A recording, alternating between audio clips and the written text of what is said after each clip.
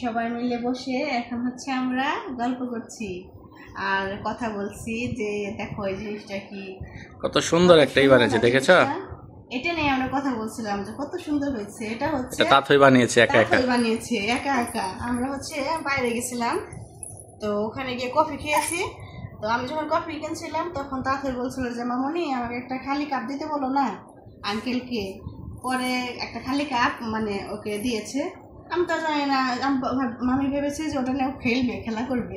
ও মা বাড়িতে এসে দেখি আমি মানে ফ্রেশ হচ্ছি, চুলাতে দুধ ছিল, দুধ জাল দিলাম, তারপর শাকও ছিল, ওগুলো কাজ করছি। এসে দেখি কি হলুদ কালার একটা জিনিস, কি রে এটা? ও মা বলে দেখি সোনাটাই সেই কফির কাপটা দিয়ে না, এই যেটা সূর্য বানিয়েছে। দেখেছো কত বুদ্ধি! ও ছোটবেলা থেকে ইউনিক ইউনিক জিনিস বানায়, মানে অনেক সুন্দর হয়েছে। স্কুলে নাই বানাইলো, পাখা বানালো, তারপর ওই চরকি আছে না সেই চরকি বানালো, অনেক কিছু বানাতে পারে মানুষটা। দেখো ওই সেটা নিয়ে কথা বলছিলাম, কত সুন্দর হয়েছে তাই না?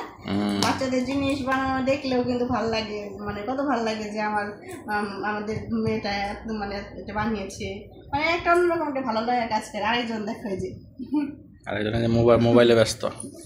তো এই হচ্ছে দেখো বলো কিভাবে বানিয়েছো, বলো সেটা বলো। কিভাবে বানিয়েছো ওইদিকে তাকিয়ে বলো তো বাবা। তারপর মার্কার দিয়ে এখানে চোখের কাছে মুখ এঁকেছি। চোখ মুখ দেখাও, এই যে চোখ মুখ এঁকেছে। অনেক সুন্দর হয়েছে, অনেক সুন্দর হয়েছে না লক্ষ্মী? ঠিক আছে, সবাই অনেক আশীর্বাদ করবে যেন আরো শোনা সুন্দর সুন্দর জিনিস বানাতে পারে। ঠিক আছে। আমার শোনা লক্ষ্মী, শোনা তো